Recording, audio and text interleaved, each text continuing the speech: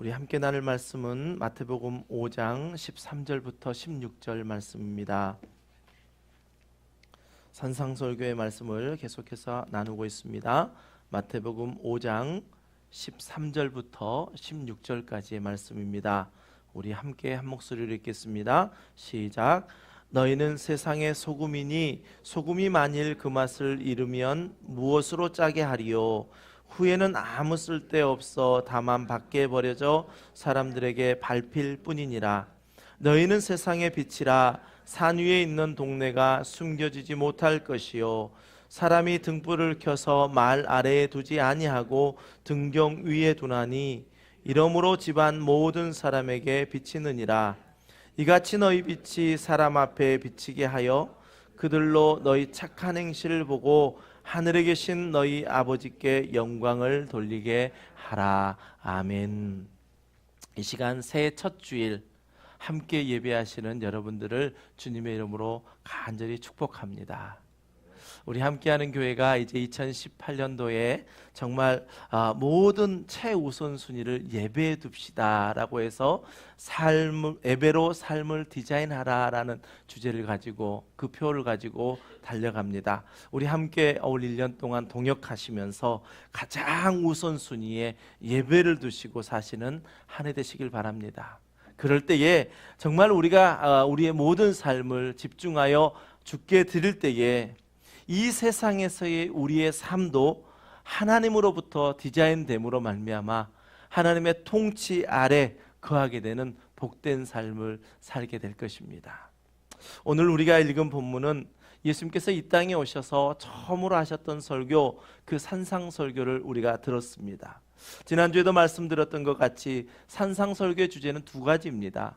하나는 무엇이냐면 이제 예수 그리스도께서 왕으로 통치하시는 하나님의 나라의 영원한 법칙은 무엇인가라는 것을 이 산상설교 가운데 우리에게 전달해 주고 있고, 또 하나는 이제 예수 그리스도를 믿어 하나님의 자녀가 된 우리들은 과연 어떤 삶으로 이 세상에서 살아가야 하는가라는 것을 산상설교는 우리에게 전해주고 있습니다. 지난 주일날 우리가 산상설교의 첫 번째 팔복에 대해서 함께 나누었습니다. 심령이 가난한 자, 애통하는 자, 온유한 자, 의에 줄이고 목마른 자, 긍휼히 여기는 자, 마음이 청결한 자, 화평하게 하는 자, 의를 위하여 박해를 받는 자. 이 8가지의 복, 이 팔복에 대해서 나누면서 이 팔복은 바로 예수님의 성품이실 뿐만 아니라 이제 우리가 예수 그리스도를 믿음으로 말미암아 예수 그리스도를 따르게 될 그때부터 우리 안에 심겨진 예수 그리스도의 성품이다라고 말씀드렸습니다. 그러므로 우리가 이제 예수 그리스도를 믿고 난 그 이후부터는 우리도 알지 못하는 성품, 예수 그리스도 성품이 우리 안에 심겨져 있는데 이제 그 성품을 우리가 하나하나 잘 훈련함으로 말미암아 어떠한 상황 속에서도 우리가 예수 그리스도의 성품을 드러내는 그러한 삶을 살아야 한다. 그럴 때에 우리는 예수님 안에서 예수님께서 하나님으로부터 행복했던 것처럼 우리도 행복할 수 있다라는 것입니다. 우리가 읽었던 말씀 중에 심령이 가난한 자, 그리고 애통하는 자, 온유한 자, 이 8가지의 성품을 보면 우리의 타고난 성품은 결코 아닙니다. 예수 그리스도를 믿게 되면서부터 우리에게 심겨진 성품입니다. 그래서 우리가 이제 예수님이 하나님으로부터 심령이 가난한 그러한 마음을 가지며 행복하셨던 것처럼, 또 하나님이 잃어버린 한 영혼을 향하여 애통하셨던 그 마음을 받아 예수님께서도 행복하셨던 것처럼 우리도 이 예수님의 성품을 닮아서 행복한 삶을 살아가는 저와 여러분 되시길 바랍니다. 다시 한번 강조하여 말씀드리지만 우리가 듣고 있는 이 산상설교는 이미 예수 그리스도를 믿게 될 때부터 우리에게 주어진 성품이고 이미 예수 그리스도를 믿게 될 그때부터 우리에게 주어진 사명이라는 사실을 꼭 잊지 마시고 이 말씀을 함께 들으시길 바랍니다. 오늘은 이제 예수님께서 우리 천국 시민의 삶을 살아가는 성도들은 세상의 소금이요 세상의 빛이다 라고 말씀하십니다. 이제부터 세상의 소금이 되어라, 소금에 이제부터 너희들이 세상에 빛이 되어라라고 말씀하신 게 아니라 우리는 이미 세상의 소금이고 이미 세상의 빛이다라는 예수님의 선언입니다. 잘 와닿지 않으십니까?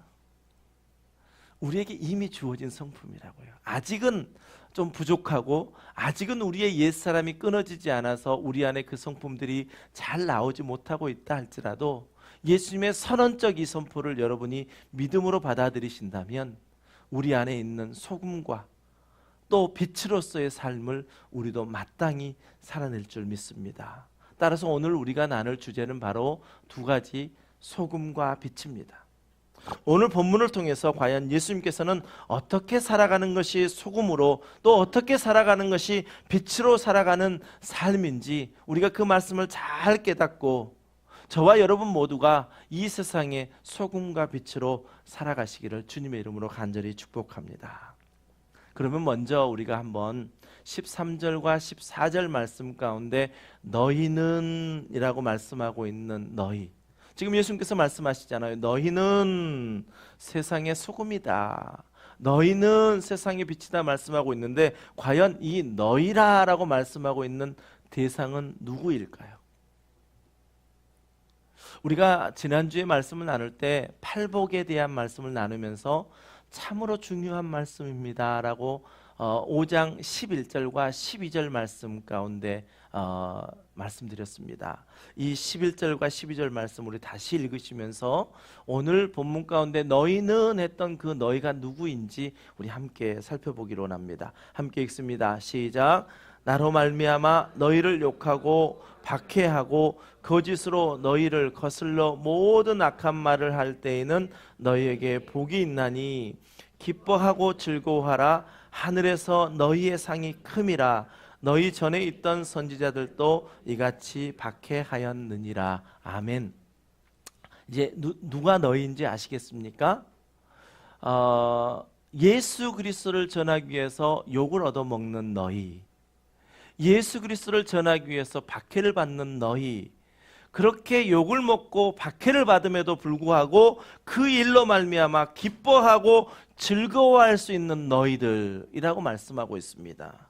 그러니 예수 그리스도를 믿어 이제 예수 그리스도로 말미암아 우리의 삶이 다소 불편해졌다 할지라도 나에게 주신 그 자유를 나에게 사용하지 않고 내 이웃에게, 궁극적으로는 예수 그리스도께 모든 나의 자유를 드리는 이 자리에 계신 여러분들이 바로 너희라고 하는 1차적인 대상입니다. 아니라고요?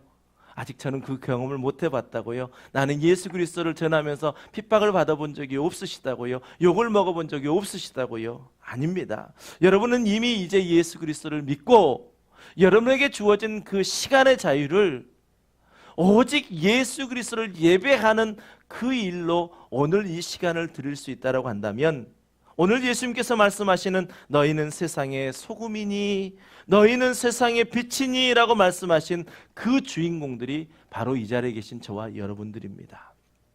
이 시간 우리가 예수님의 산상설교를 듣는 그 대상자임을 우리가 믿으면서 이 말씀 속에서 그리스도인으로서의 삶 속의 사명을 발견하게 되시기를 주님의 이름으로 간절히 축원합니다. 우리가 첫 번째 나눌 것은 우리는 세상의 소금이다라는 것입니다. 우리는 세상의 소금입니다. 왜 소금입니까? 예수님이 선포하셨기 때문에 그렇습니다. 우리 13절 말씀을 함께 읽겠습니다. 시작. 너희는 세상의 소금이니 소금이 만일 그 맛을 잃으면 무엇으로 짜게 하리요? 후에는 아무 쓸데없어 다만 밖에 버려져 사람에게 밟힐 뿐이니라. 아멘. 이 산상설교에서도 그렇고 예수님이 공생애 동안 설교하셨던 그 설교 내용들을 보면 예수님은 그 시대적으로 아주 적재적소에 필요한 사물 또 필요한 어떠한 그 내용들을 잘 활용해서 설교하셨던 것을 우리는 볼 수 있습니다. 예수님께서는 지금 그 있는 회중들 또 이 자리에 있는 저와 여러분 모두가 다 공감할 수 있는 주제, 소금이라고 하는 이 주제, 이 소재를 통해서 그리스도인들이 마치 이 소금과 같다라고 우리에게 말씀하고 있습니다. 특별히 우리는 예수 그리스도께서 말씀하실 때에 이제는 너희가 세상의 소금이 되어라 라고 하신 것이 아니라 이미 예수 그리스도를 믿음으로 말미암아 소금이다 라고 하는 것에 우리는 더욱더 집중해서 함께 말씀을 나눴으면 좋겠습니다.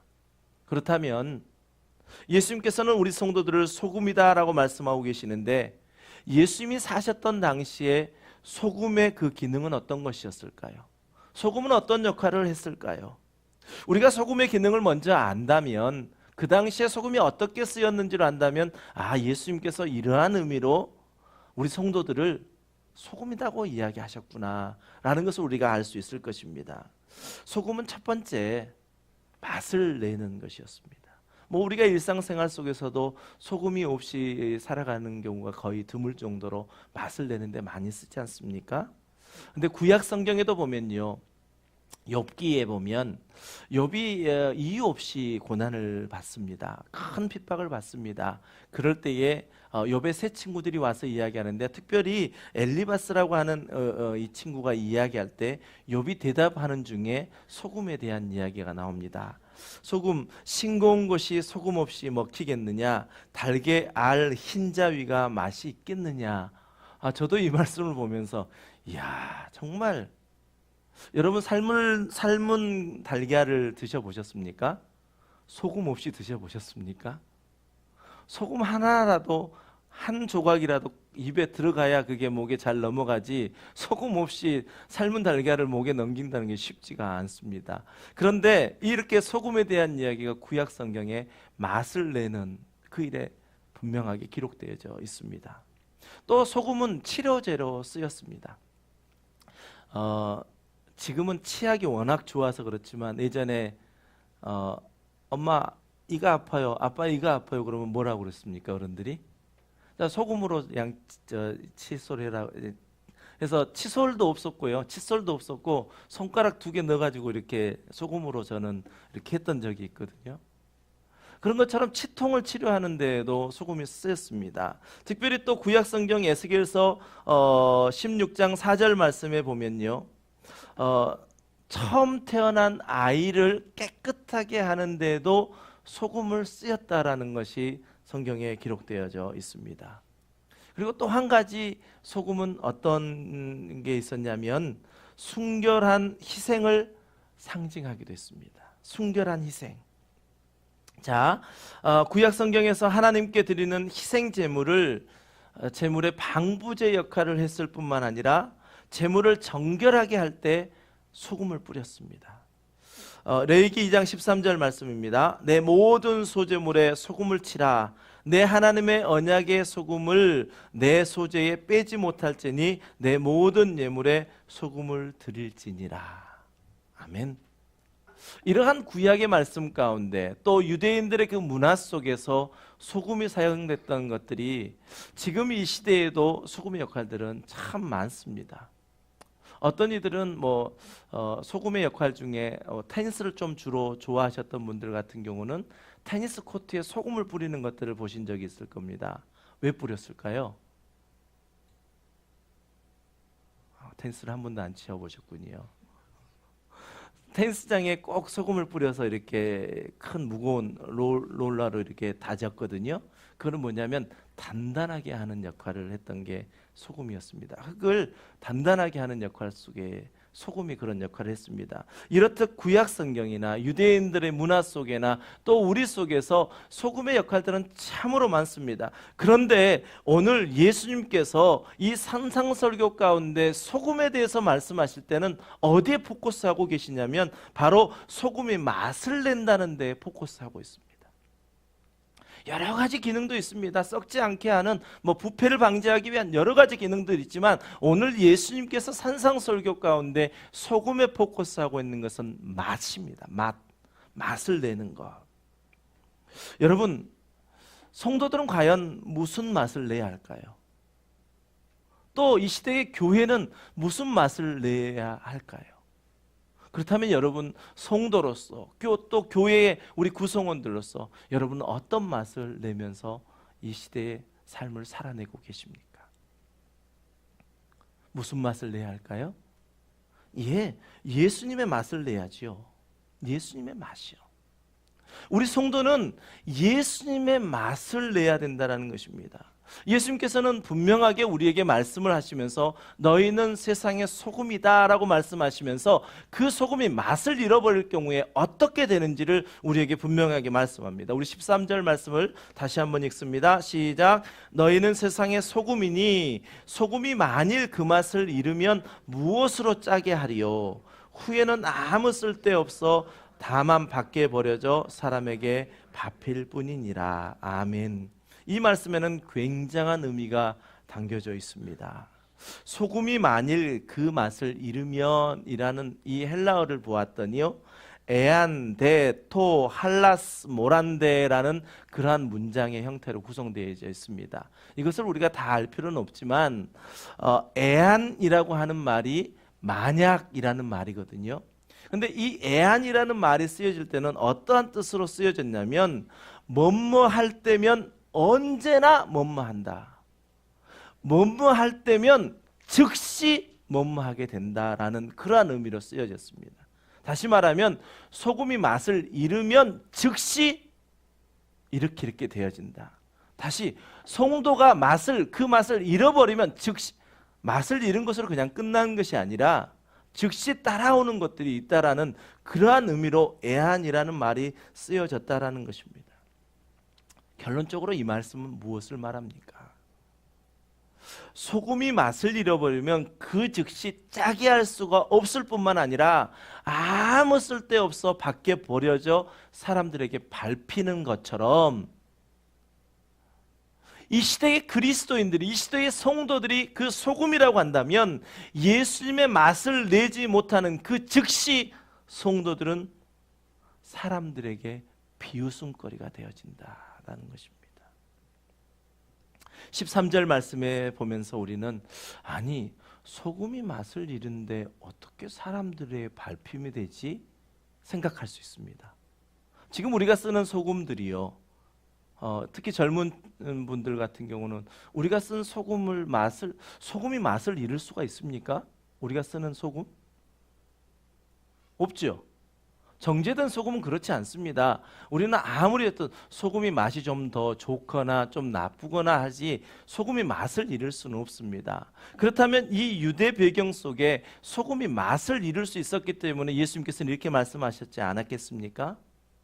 그 당시에는 우리가 쓰는 이러한 정제된 소금이 아니고요, 땅에서 채취하는, 즉 돌산 같은데 소금산에서 암염이라고 하는 그 돌을 채취했을 때 거기에서 나오는 소금의 맛을 냈습니다. 즉 이 물에 소금의 맛을 내고 싶으면 그 돌덩어리를 갖다가 여기에 저었습니다.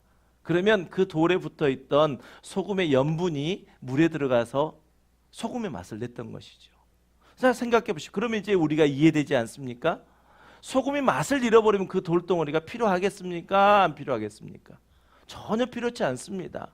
그런데 이 돌에서 채취하거나 또 이런 이 땅에서 채취하게 된 이 소금은요, 불순물이 굉장히 많이 끼어져 있었답니다. 그러니까 이 소금의 맛을 잃어버리면요, 이 불순물이 들어있는 이것은 어디에다 함부로 버려서는 안 되는 정도였습니다. 그러니까 사람이 밟는다라는 것은 하찮다라는 거 아니겠습니까? 그런 곳에 버려져 더 이상 쓸모가 없는 것이 되어버렸다라는 것을 강조하여 말씀하고 있습니다. 예수님께서는 지금 이 자리에 있는 저와 여러분을 소금이라고 선언하여 주십니다. 그러면서 절대 그 맛을 잃지 않는 성도로 남아 있어야 된다라고 우리에게 당부하고 계십니다. 여러분, 우리는 예수님의 성품을 닮아 예수님의 맛을 내면서 이 땅의 사명자로 살아야 합니다.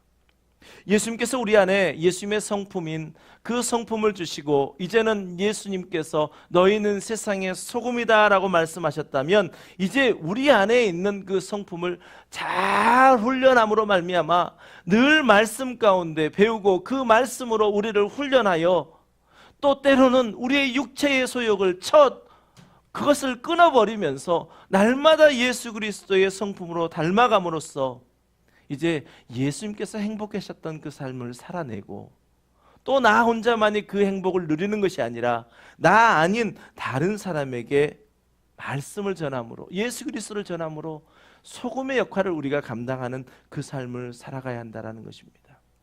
올 한 해 우리가 예배로 삶을 디자인하자라고 우리가 뜻을 세웠습니다. 정말 우리의 최우선의 예배를 중심에 놔보자라고 뜻을 세웠습니다. 정말 우리가 소금처럼 그 맛을 내기 위해서는 예배 중심의 삶을 살아야 합니다. 이 예배 가운데 말씀이 선포되어지고 그 말씀 속에 우리 안에 심령의 변화를 받을 수 있는 이 예배 시간을 통하여 우리가 소금의 맛을 잃지 않고 소금으로서의 그 맛을 살 수 있다라는 것입니다. 이것이 이 세상의 소금의 삶을 살아내는 가장 중요한 방법입니다. 여러분, 그 무엇보다도 오늘 예수님께서 너희는 세상의 소금이다 말씀하셨던 그 말씀대로 삶을 살아내시기 위해 올 한 해 예배의 최우선 두시는 여러분 되시기를 주님의 이름으로 간절히 축복합니다. 예수님께서 말씀하셨습니다. 너희는 세상의 소금이다. 그리고 두 번째, 우리는 세상의 빛입니다.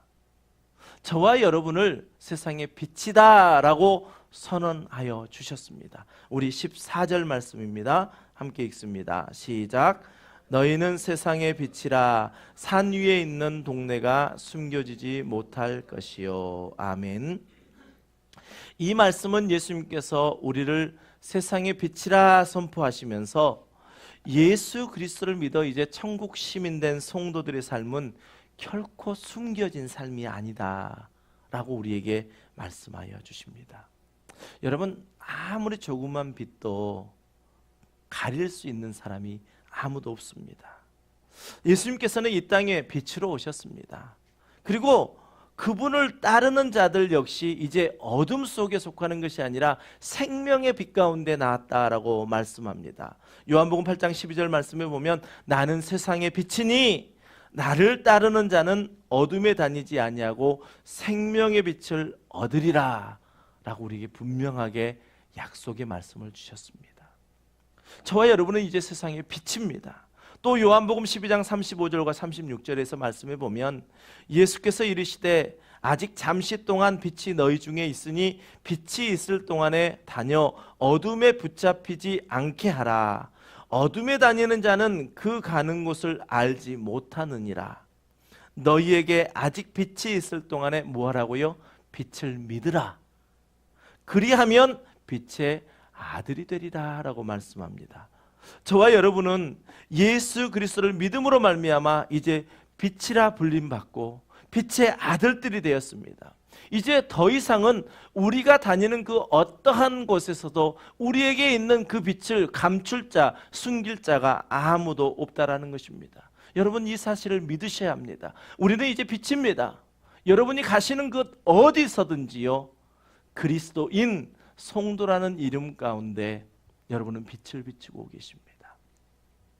어젯밤에 일을 마치고 성도님들 몇 분과 함께 식사를 하러 갔습니다. 식사를 하러 갔더니 거기서 서빙 하시는 분이 술을 드시겠습니까? 라고 물으시더라고요. 그래서 목사님하고 같이 왔습니다. 그러니까 근데 어떻게, 그리고 막 웃었죠. 그랬더니 아니, 목사님은 아니신 것 같고, 이렇게 또 이런 여러 가지 이야기가 있더라고요. 근데 그게 중요한 게 아니라 제가 참 가슴이 아팠던 말이 있었습니다. 그분도 역시 크리스찬이신데 교회 다니는 사람들도 와서 다 술 드셔요. 그러면서 너무 편하게 이야기하시는데 제 마음에 참 아팠습니다. 이미 이 성도라는 직분제라는 것들을 다 알고 있음에도 그러한 모습들을 할 때 정말 너희는 세상의 빛이니라고 했던 그 빛으로서의 사명을 우리는 잘 감당하지 못한 것입니다.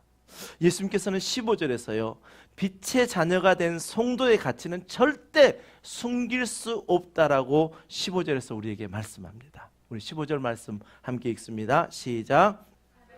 등불을 켜서 말 아래에 두지 아니하고 등경 위에 두나니 이러므로 집안 모든 사람에게 비치느니라. 아멘. 여러분, 여기서 말이라고 하는 것과 등경이라는 아마 이 내용을 잘 모르실 것입니다. 어떤 역할을 하는 거고 뭔지를 잘 모르실 것입니다. 그런데 이해는 되시죠? 느껴지시죠? 사람이 등불을 켜서 말 아래 두지 아니하고 등경 위에 두나니 라고 하는 그 말의 미닝이 좀 느껴지시죠? 불을 왜 켠다고요? 등경 위에 두기 위해서 켠다고, 밝히기 위해서 켠다고요. 그렇다면 말이라고 하는 건 뭐고 등경이라는 건 뭘까요? 이 말이라고 하는 것은 뭐냐면요, 그 당시에 약 9리터 정도의 곡식을 계량할 수 있는 그릇이었습니다. 그럼 등경은 뭘까요? 등경은 촛대 생각나시죠? 우리가 촛불을 켜면 그 불을 밝히기 위해서 촛대 위에다 초를 꽂아 놓은 것처럼 등불을 켜면 그 등불이 더 멀리 보이게 하기 위해서 등경이라고 하는 것 위에다가 등불을 놓았습니다. 자, 그렇다면 이 유대인들은 왜 등불을 켜가지고 말 아래에 두었을까요? 즉 그 그릇으로 이렇게 덮어 놓았을까요?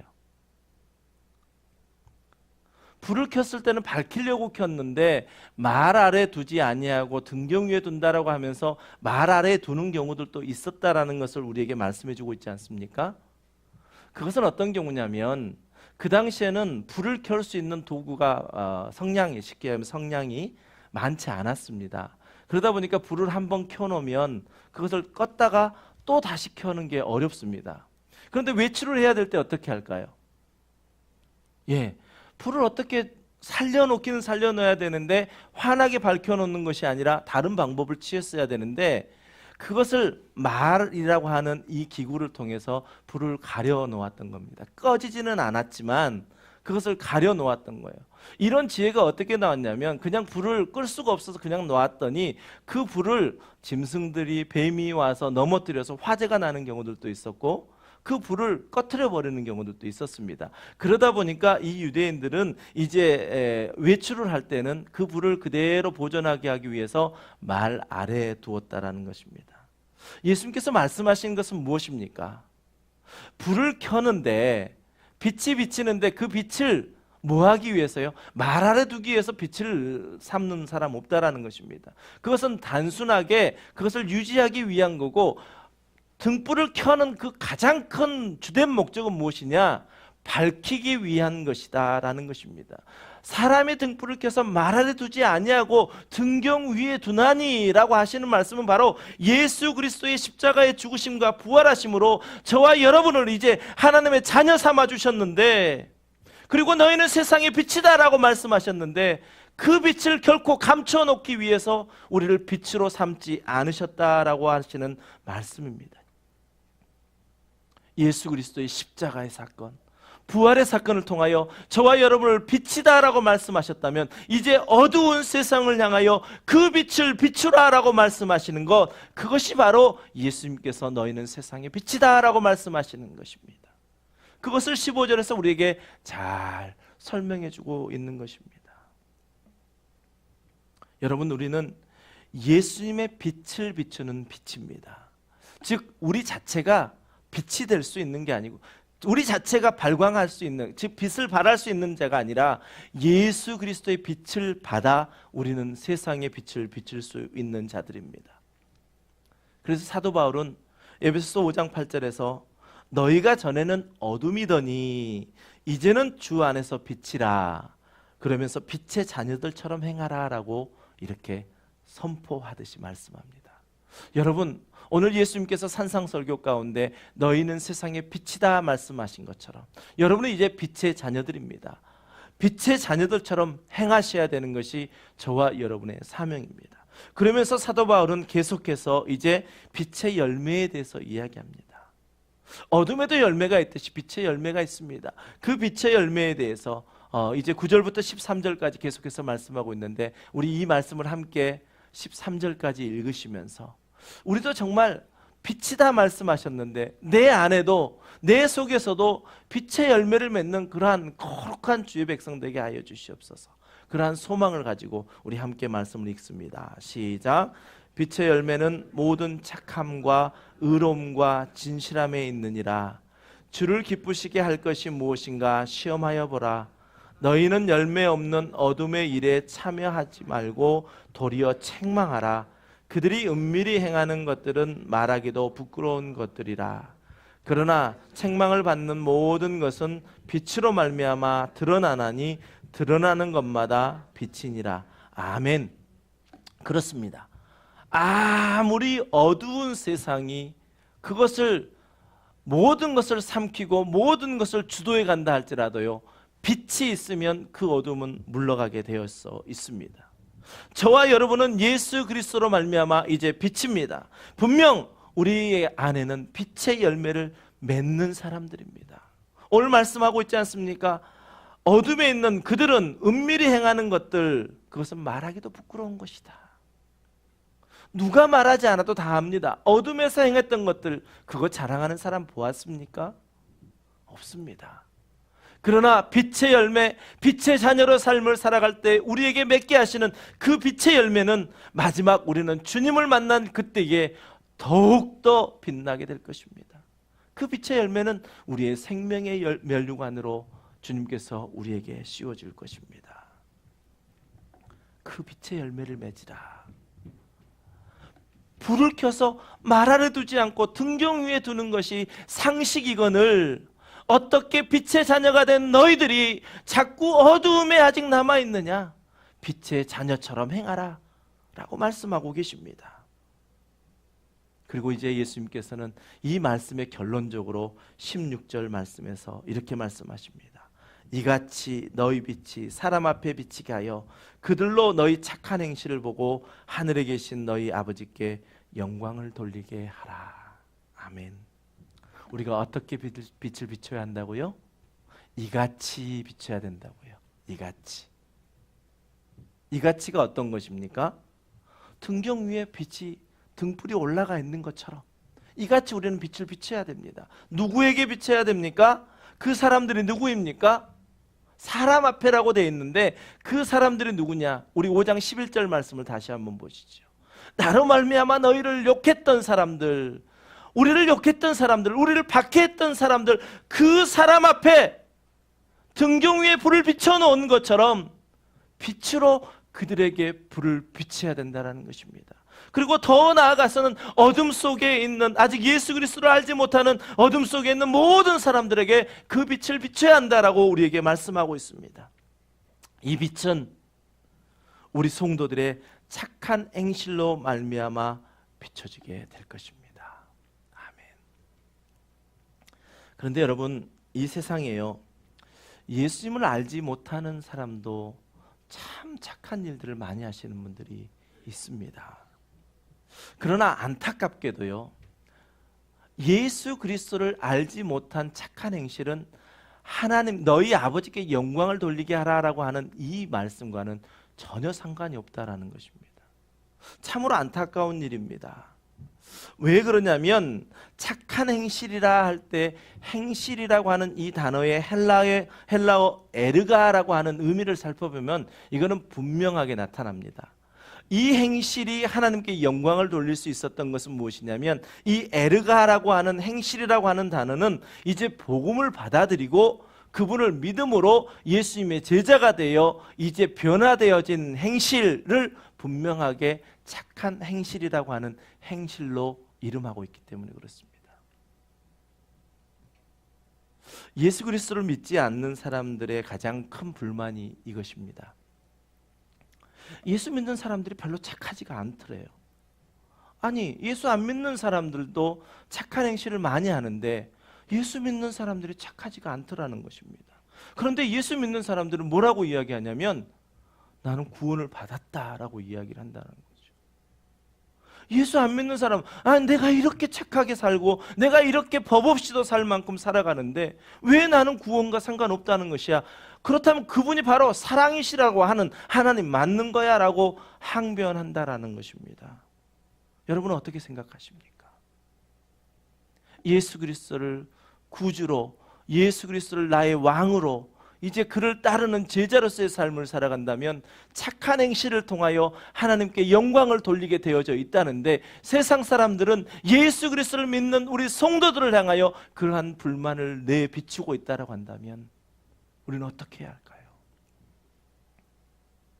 만약 우리가 예수 그리스도를 믿는다고 하면서 착한 행실을 보이지 못해 사람들에게 손가락질을 받고 있다면, 오늘 예수님께서 산상설교 가운데 너희는 세상의 소금이다, 너희는 세상의 빛이다 라고 말씀하신 그 말씀을 다시 한번 우리는 생각해 보아야 할 것입니다. 그 말씀을 우리 가슴속에 다시 담고, 나는 세상의 소금이지, 나는 세상의 빛이지, 소금과 빛 같은 그러한 그리스도인의 삶을 살아야지 다시 결단하는 시간이 되어야 할 것이고, 또 만약에 나는 아직 예수 그리스도를 믿지 않는데, 나는 예수 그리스도를 믿지 않아도 나는 착한 행실이 있어 라고 자부하시는 분들이 계신다면 여러분 돌이키셔야 됩니다. 그것은 분명히 하나님께 영광을 돌리는 일, 하나님과는 전혀 상관없는 일이라는 것을 여러분 이 시간 깨닫고 돌이켜 회개함으로 예수 그리스도를 나의 왕, 나의 구주로, 나의 삶의 주관자로 여러분을 받아들이셔야 합니다. 이 모든 것이요, 예배 시간을 통해서 가능합니다. 예배 시간에 선포된 말씀 가운데 우리 안에 찔림이 있고, 예배 시간에 선포된 그 말씀이 살아 운동력이 있어서 우리의 심령 골수를 쪼개어 우리를 변화시킬 때에 우리는 이 예배를 통해서 우리의 삶이 이제 예수 그리스도를 맞아들이고, 우리의 삶 가운데, 우리의 행동 가운데 예수 그리스도로 말미암아 변화된 그러한 삶들을 우리는 경험할 수 있다는 것입니다. 새해 첫 주일 주님 앞에 예배하시는 여러분을 축복하고 축복합니다. 특별히 예배로 삶을 디자인하자라고 우리가 뜻을 세우고 올해 한 해 우리가 예배의 중심에서 나가자 할 때, 이 예배 가운데 선포된 그 말씀으로 우리 안에 때로는 찔림이 있고, 때로는 이 말씀으로 말미암아 우리의 삶이 다시 한번 재조명되어지고, 날마다 주님을 따라가 주님의 성품을 담는 저와 여러분 되시기를 주님의 이름으로 간절히 축원합니다. 우리 한 사람 한 사람에게 달려 있습니다. 우리가 그런 교회 꿈꾸지 않습니까?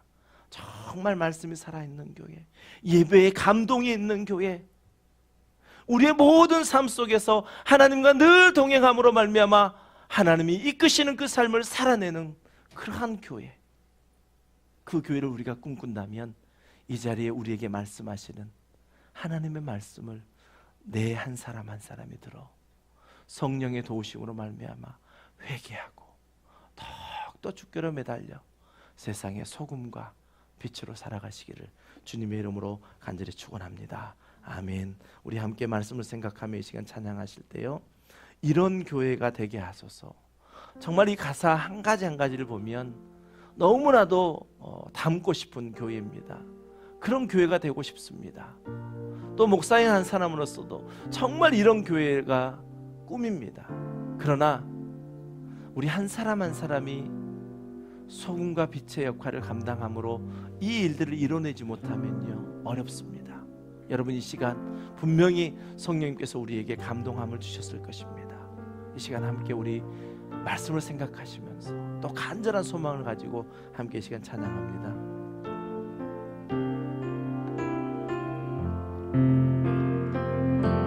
진정한 예배가 숨쉬는 교회, 주님이 주인 되시는 교회, 믿음의 기도가 쌓이는 교회, 최고의 찬양을 드리는 교회, 말씀이 살아 움직이는 교회, 사랑이 넘치는 교회, 성김과 헌신이 기쁨이 되어 열매 맺는 아름다운 교회. 우리 다 같이 주님의 마음을 담기로 원합니다. 주님의 마음 닮아서 이웃을 사랑하는 교회, 주님의 영광을 위해서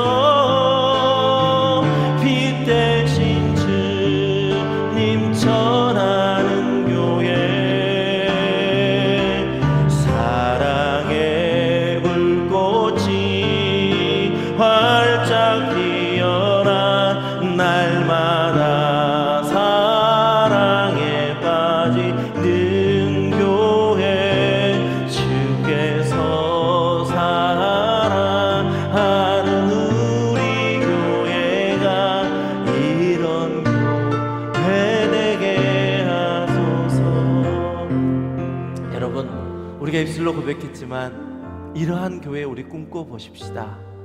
예배를 통해서 우리를 변화시켜 주시고, 예배를 통해서 하나님의 선하시고 기뻐하시고 온전하신 뜻이 무엇인지 분별되어질 때에 우리가 이루어낼 수 있는 교회입니다. 여러분, 지난 한 해도 정말 하나님의 은혜 가운데 하나님의 교회를 든든히 세우지 않았습니까?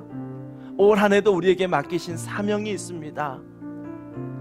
예배를 통해서 하나님께서 우리를 이끌어 가실 것입니다. 예배 속에서 성공을 맛보고 우리의 삶 속에서 또한 성공을 맛보게 하실 것입니다. 이 시간 우리 기도하실 때 정말 예배 중심의 삶을 살아서 소금과 빛의 사명 감당하게 하여 주시옵소서. 이 시간 함께 우리 통성으로 기도하며 나아가십시다. 아버지 하나님, 그렇습니다. 진정한 예배가 우선되어지는 교회, 아버지 그 교회를 통하여 우리의 삶이 디자인되어지기를 원합니다. 예배로 삶을 디자인해라 말씀하시며 아버지 하나님 우리에게 주신 말씀 가운데 아버지 하나님이 온전히 하나님이 이루고자 하시는 그 말씀을 이루어내게 하여 주시옵소서. 무엇보다도 아버지 하나님이여, 하나님의 뜻에 따라 아버지 하나님을 살아가게 하시는 아버지 하나님의 놀랍고 크신 은혜에 따라서 우리에게 주신 이 말씀을 온전히 삶으로 살아내기를 원합니다. 아버지, 날마다 말씀이 살아있는 교회가 되게 하여 주시고, 날마다 말씀으로 말미암아 아버지 하나님이여 온전히 변화받는 우리들 되게 하여 주시옵소서. 너희 몸을 하나님이 기뻐하시는 거룩한 산제물로 드리라 말씀하셨사오니 아버지 하나님, 소금과 빛의 사명을 세상 가운데서 감당해 내므로 말미암아 아버지 하나님이여 거룩한 산제물로 드리는 예배를 드릴 수 있는 우리가 되게 하여 주시고, 또한 함께 모여 예배할 때에 아버지 하나님이여 말씀하시는 아버지 하나님, 그 말씀 가운데 우리 안에 찔림이 있게 하시고 그 찔림을 통하여 변화받아 아버지 하나님이여 하나님의 선하시고 기뻐하시고 온전하신 뜻이 무엇인지 분별함으로 말미암아 하나님의 기뻐하시는 삶을 살아갈 수 있는 우리 되게 하여 주시옵소서. 아버지, 우리 모두에게는 하나님의 부르심이 있었고 그 하나님의 부르심 앞에 우리에게 맡기신 사명이 있습니다. 아버지, 아직은 연약하지만 아직은 우리가 그 삶을 아버지 하나님이여 이루어내지 못한 것도 있지만, 그러나 이미 우리에게 예수 그리스도의 성품을 주셨고 이미 우리는 세상의 소금이며 세상의 빛이다 말씀하시는 그 선언적인 예수님의 선포를 아버지 이 시간 우리는 믿습니다. 날마다 주님으로 살아가게 하여 주시옵소서.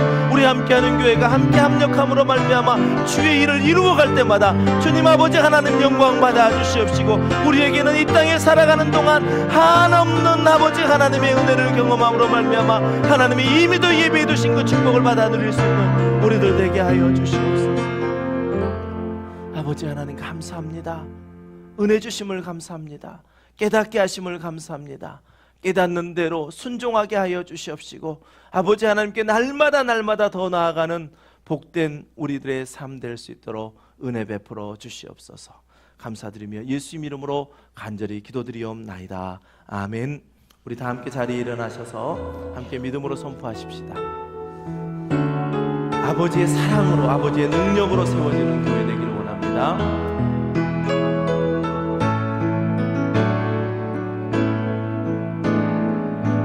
교회여 일어나라, 주께서 부르시니 두려움과 실패 내려놓고 교회여 일어나라, 주께서 보내시니 교회여 일어나라, 주께서 보내시니 우릴 부르신 삶의 자리에서 교회여 일어나라. 우린 세상의 빛, 하나님의 편지, 주의 교회를 통해 세상이 주를 보리라. 일어나라, 아버지 사랑으로, 아버지 능력으로 서로 하나 되어 그 빛을 비추라. 노래하라 아버지의 사랑을, 아버지의 크심을 이 삶의 노래로 주님을 나타내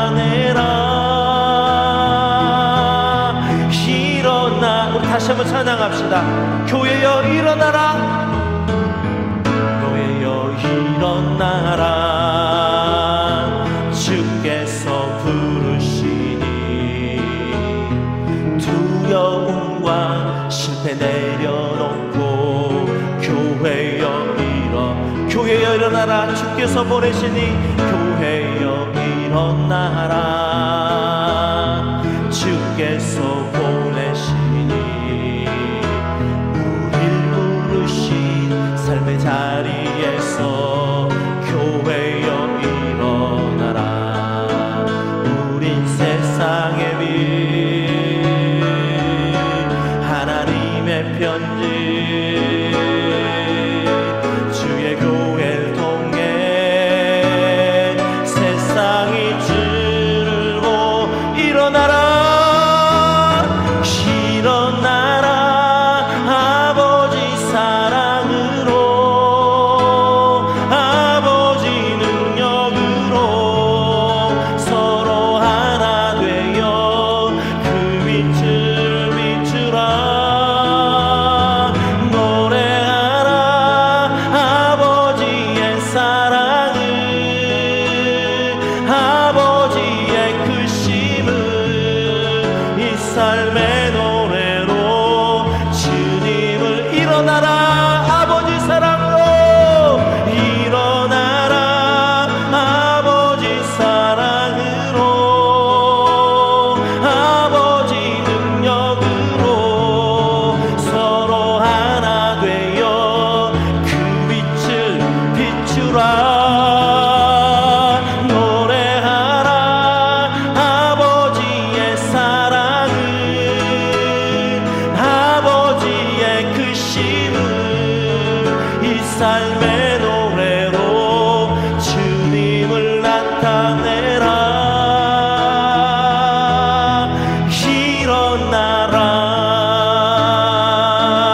일어나라. 이제는 우리를 세상의 소금이요 빛이라 선포하신 우리 주 예수 그리스도의 은혜와 하나님 아버지의 극진하신 사랑과 성령님의 감화 감동 내주 교통하심의 역사가 올 한 해 예배를 최우선의 자리에 두고 살면서 우리의 착한 행실을 통하여 하늘에 계신 우리 아버지께 영광을 돌리는 삶을 살겠다고 결단하고 다짐하는 이 자리에 함께 예배한 모든 예배자들의 머리 위에 이제로부터 영원까지 함께 하시기를 간절히 축원하옵나이다. 아멘.